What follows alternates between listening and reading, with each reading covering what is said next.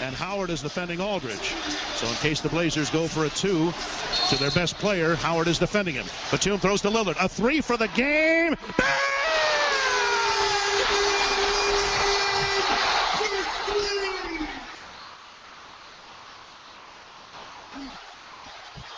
Boom! That boy is special. You gotta pinch me. I must be dreaming. I'll pinch you.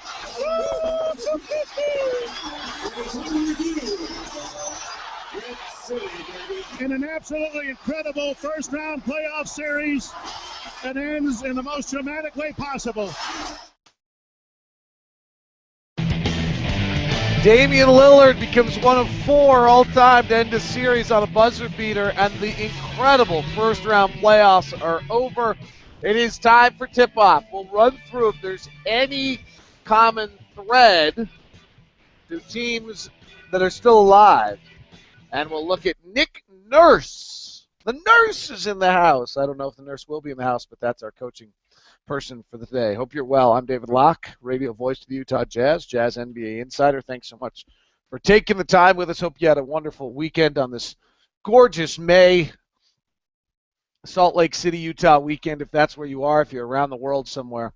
Appreciate the time. Questions can be submitted. I will try to make sure I get to those today. But I wanted to just do a fun little exercise with you right out of the chute today. Unfortunately, the program I'm going to use is not the fastest program, but I think it's a good venture. We've got the 8 teams left, and I've always felt that this is where success lies. Now, I don't know how you're going to tell me that Memphis and Houston aren't successful and haven't built their teams correctly and any of those kind of things, but I always feel if you can get into the Final Four of your conference, that should be the level. Everyone wants to talk about championship, and I understand why. For marketing purposes, no team can ever say, hey, we just want to get into the Final Four of our conference. But truthfully, that's how you should probably build your team. So let's look and see, as we've reached this point of the season, whether we have any common threads. Last year there were some really interesting ones. So do you have to be an offensive team or a defensive team?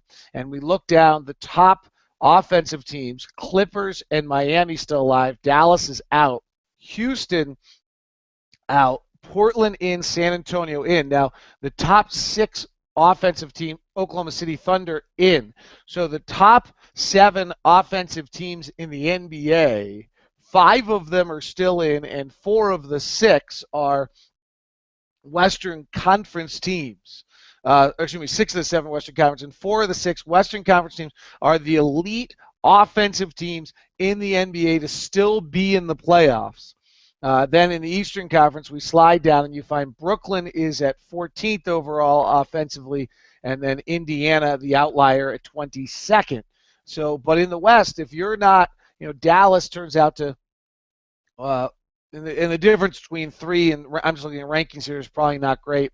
Dallas falls there 3, Houston falls there 4. So let's look at defensive rating. And we'll do 4 factors here in a second. Of the best defensive teams, Indiana's still alive, but Chicago's out. The Warriors out. Spurs are back in. Thunder are in. Charlotte's out. Clippers are still in. Memphis is out. Raptors are out. Wizards are in. So of the top 10 defensive teams, Indiana's still alive. The Spurs are still alive. 3, the Thunder are still alive. 4, the Clippers are still alive. And the Wizards. So only 5 out of the top 10 defensive teams have made this. Miami is sitting at 11, and then some not very good. Portland is 16, and Brooklyn is 19. Now, Brooklyn's kind of funky just because of how they played all season long and their veteran nature. What about just pure effective field goal percentage shooting? Still, and this will translate much to offense, but worth taking a look at. Miami's the best shooting team in the league, still alive. San Antonio's the second best, still alive. Houston and Dallas are out. Clippers are in at 4, at 5th best. Thunder at 6. Phoenix is out. Golden State is out. Atlanta is out.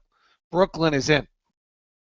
So How many of the top 10, Wizards at 11 are in, by the way, of the top 10 effective field goal offensive teams, with only 8 teams left. You have 1 in Miami, 2 in San Antonio, 3 in the Clippers, 4 in the Thunder, and then 5 in the Nets. So effective field goal percentage, 5 of the top 10 are still alive.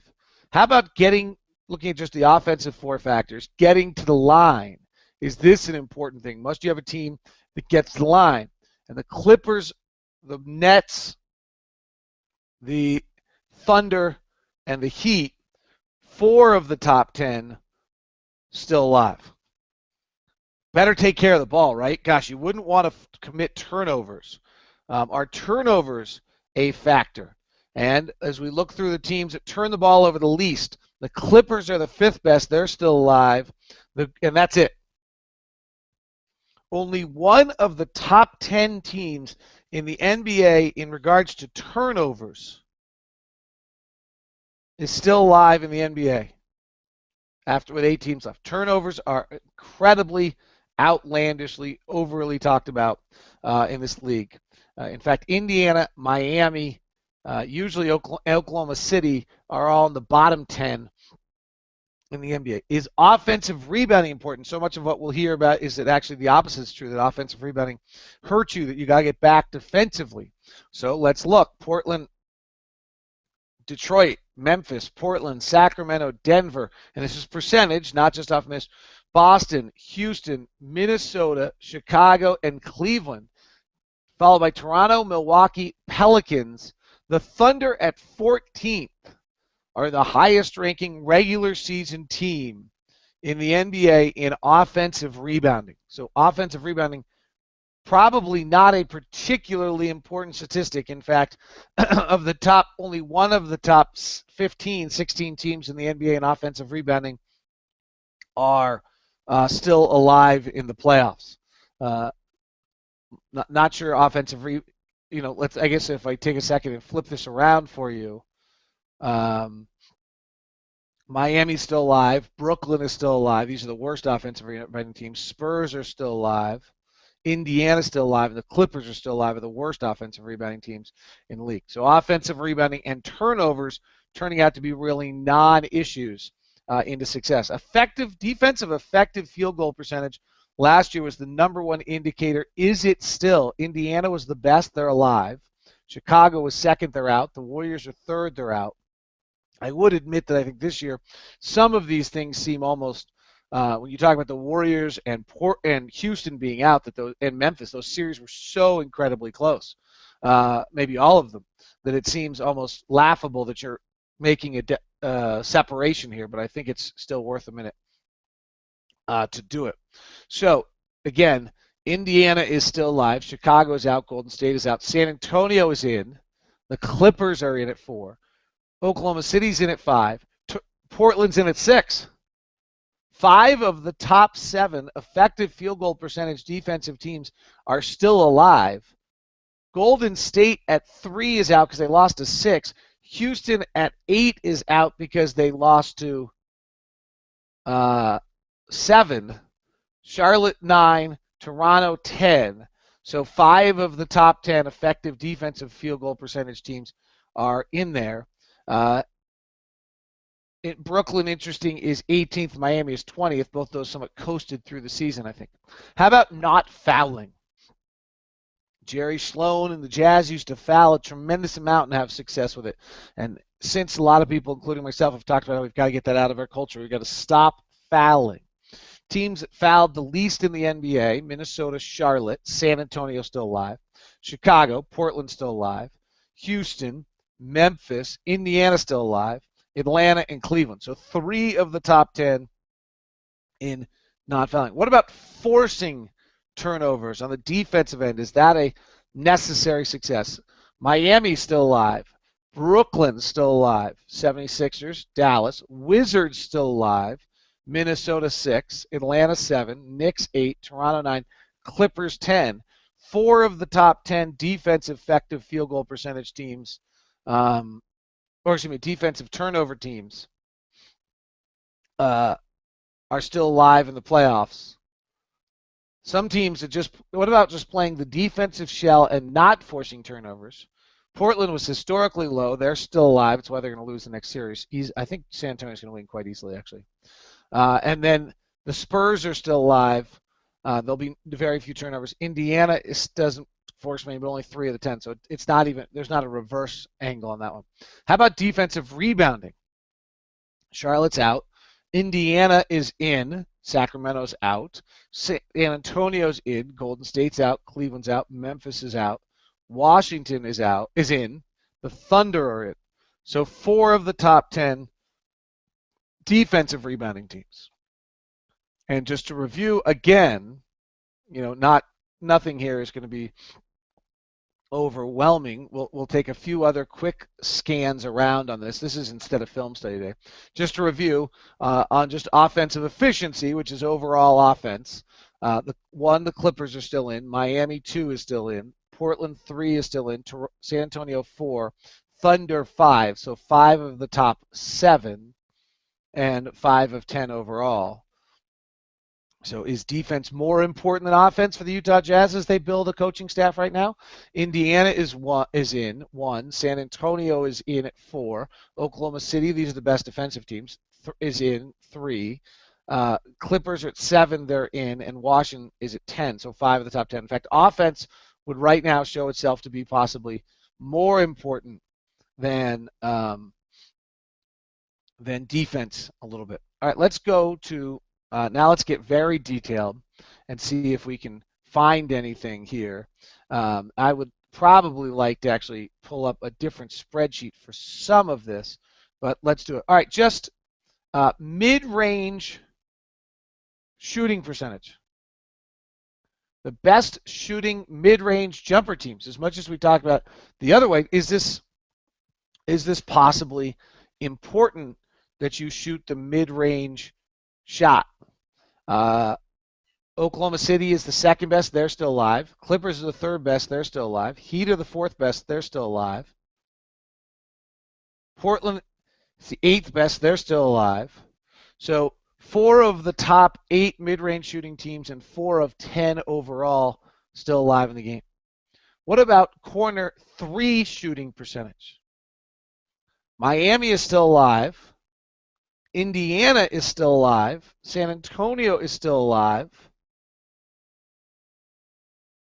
Give me 1 second. 1, 2, 3, 4, 5, 6, 7, 8, 9. The Wizards and the Clippers, 5 of the top 10 corner 3 teams are still alive. So we're seeing some importance in shooting the corner 3. What about just taking the corner 3? Well, now we start to get into some weird stuff. Miami's taking the most, they're still alive. The Clippers are the second most, they're still alive. Portland, the 5th most, they're still alive. San Antonio, the 6th most, they're still alive. Washington, the 7th most, they're still alive.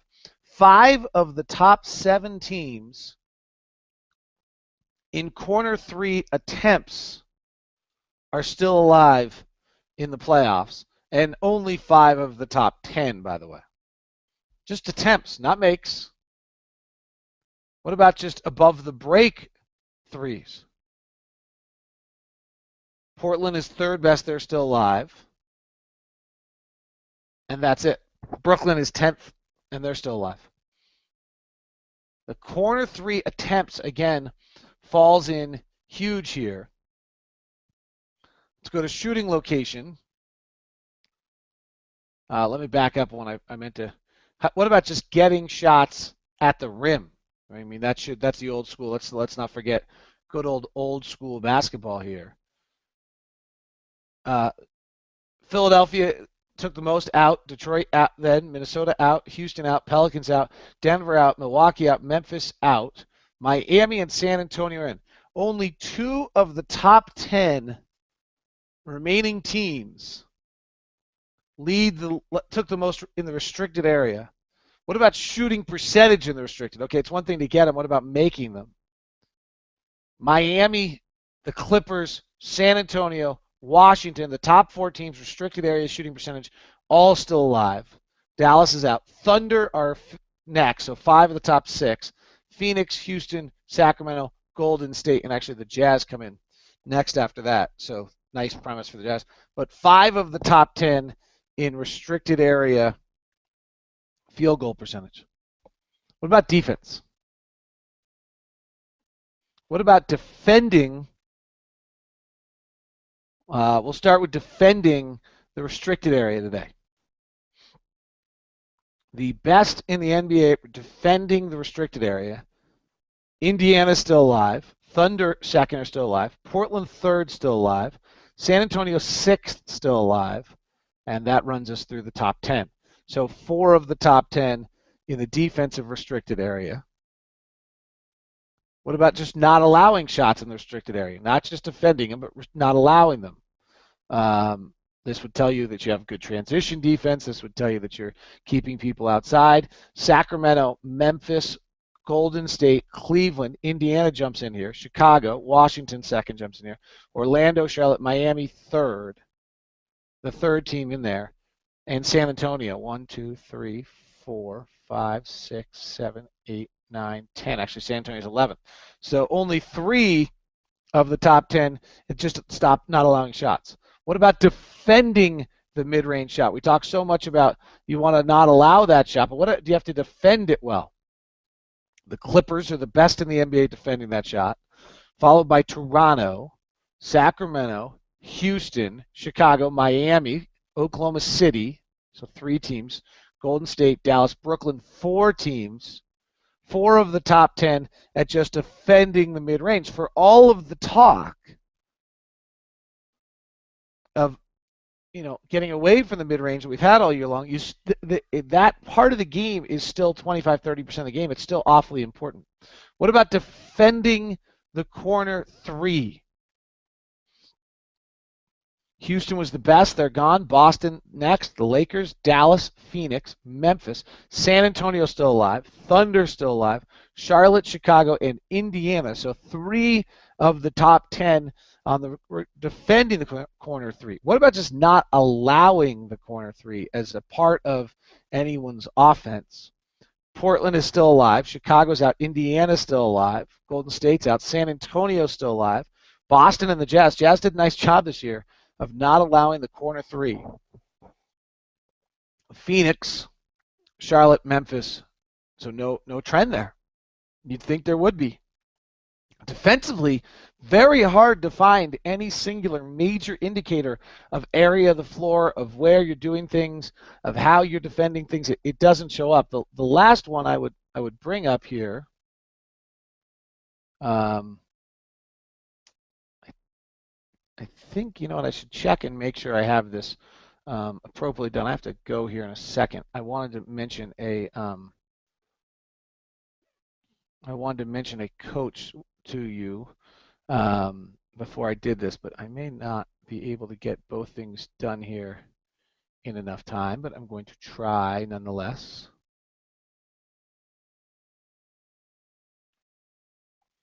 Okay. Sorry, yeah, that's pretty good right there. That was really exciting audio, wasn't it? I am dropping in a file to try to see if there's another differential. I'll work on it. How about this? I will work on it for you tomorrow and have that for you tomorrow. All right, instead of film, that's what we're doing instead of film study today. So the final thing is a coach for you today, and I want to introduce you to the nurse. The nurse is in the office. Nick Nurse. Pretty interesting. This is the kind of guy you probably have never heard of, and I would suspect we will interview this guy. I don't know what we're doing. Maybe we're going to find somebody and pull it off, and next thing you know, we'll have an announcement this week. But Nick Nurse has been an assistant last year in Toronto. His first year in the NBA. He was born on Pioneer Day, so maybe it's a sign. He grew up in Iowa. He was the youngest head coach ever at 23 years old of some place called Grandview College. He then moved on to being a coach in the British League for 12 years, was an assistant on the British national team, came back to the D-League where he was 4-year head coach for the Iowa Energy, won the D-League title in 2011. 2012 is the year that kind of Brad Jones won the title. 2013, Nick Nurse wins the title as a coach again. This time with the Rio Grande Vipers, which is interesting because Rio Grande Vipers are the Daryl Morey Moneyball team that's out there. He won 3 division titles, and he spent this year on the bench in Toronto. It's not a wow sexy pick, but might be. He's been a part of developmental for 6 years. He's been in the D League. He's won 2 D Leagues. He's won a good deal. He's now been with Toronto, had success. He went through a tumultuous season there. He's been coaching his whole life. He's basically a professional coach, not a player turned coach. Some of the trends in my research are previous head coaching experience and minor league experience are 2 very good indicators. And if you can link college, even if it's a very small college, before you go get that, it's even better. Those are some of the indicators. And born on Pioneer Day, it might just be a no-brainer. So Nick Nurse, keep an eye on that. Now, does he have any? He does not broken bread, really, with Dennis Lindsay at any point in time. However, he is, there are all sorts of connections around this league, and everybody knows everyone. I think Dennis is deeper than simply doing that. All right, question from Lyle Cox. Any thoughts on the increased league parity and its correlation to the quality of the playoffs? Hadn't thought about it. It's a good question. Playoffs have been incredible.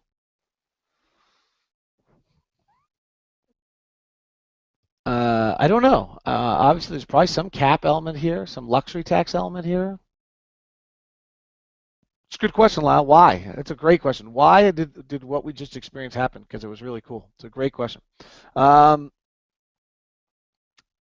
see. Let me go back to, I think there was some questions on the site. Sometimes I'm not sure how it works because I've never done it. Joshua Johnson, what do you think of Alex Jensen as a candidate? I think if we're talking Nick Nurse, you're talking Alex Jensen. Alex is gonna be a head coach in the NBA. He's or a college head coach. He's got that talent. He's very good. He's a very high level, interesting guy. Very bright, great background. He spent 1 year in the NBA and all those other years in the D League. Is that enough? Probably the same question could just be asked to Nick Nurse we just talked about. It's interesting. I mean, when you start suddenly getting into all of these guys we're talking about, Jay Larranaga out of Boston, Longobardi, who we haven't done yet, out of Phoenix, and you're getting into these coaches. I think the key is you got to add some head coaching experience, and Alex has that. You end up in the group. I think we did this the other day, that if you're looking for guys who've been D-League head coaches, it's Quinn Snyder, Brian Gates, Brad Jones, Alex Jensen, Jay Larranaga, Pat Delaney, Darvin Ham, Nate Tibbetts, Dale Osborne. Both those are in Portland. Nick Nurse, who we just did today. Dwayne Tickner in Memphis, and Taylor Jenkins in Atlanta. Jenkins, though, was the assistant to Alex Jensen in the D-League last year in Vegas camp, and the assistant to Brad Jones, I think, in San Antonio. So I'm not sure that maybe he's special. Frankly, it doesn't really matter, and maybe he jumps in because of there. Michael Ware wants to know a team comprised of, I got to jump to get the kids, current NBA former Jazz players, Big Al, Millsap, Karolinko, D-Well, Korver, Mo Williams, Matthews. I think they finished the 2014 regular season playoffs. I've said this whole time. I thought those teams were great. I mean, I really thought those teams were great. I thought we were great. We ran into the Lakers, who we just couldn't beat with Gasol and Bynum. But, I mean, I think we were great. And I look back, I stare at those screens all of the time, and you add Memo in there, and wonder how did we not break through in that time period. I thought those teams were very, very, very, very good. All right, have a good one. See you.